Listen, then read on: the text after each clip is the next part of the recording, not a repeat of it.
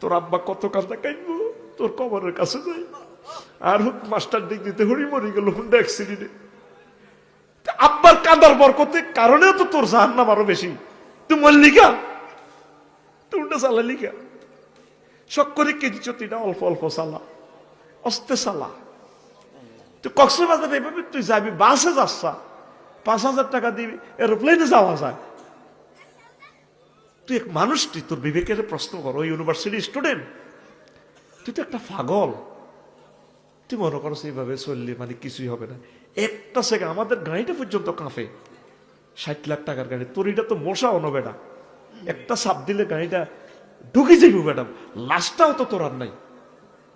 বীরেশ্বরের লাশ একটা দেখছি, কল্লার কি দিক নেই, শার্ট প্যান্ট পরা, কত সুন্দর। আমি কইলাম আল্লাহ এডি করো তুমি, দেখা যায় আল্লাহকে কিতা করি। কইছে এই যে মানুষটা বাড়ি থেকে আসছে, আব্বা আম্মা ছেলে মেয়ে, কইছে আব্বু তুমি এসো, চিপস এনো, তুমি এমন মার দিলা কল্লাটাই নাই। সন্তান কেমনে চাইবো আমার আব্বার কত্তা কাপড় আছে, আব্বার কল্লা নাই।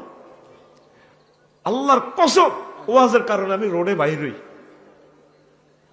এই যে আজকে আমার বাড়ি আর মাদ্রাসা 14 কিলো, শুই থাকবো আমি আর ড্রাইভার মাদ্রাসায়, এই 14 কিলো যাইতেও ডরাই। অটোর নির্যাতনে গাড়ি চালাতে পারি না, অথচ বাড়িতে যাইলে জান্নাতি খাবার, 20 আইটেমের খানা। আর সেখানে উপাইয়া একটা কমলা খাই হুতি থাকবো, এরপরে ক্লাস করাইমু। জয়ীবারে বলে দিছি থাকবো কাল্লা মাহফিল 14 গ্রাম। রোডের এত ডরান ডরাই, আল্লাহর কসম।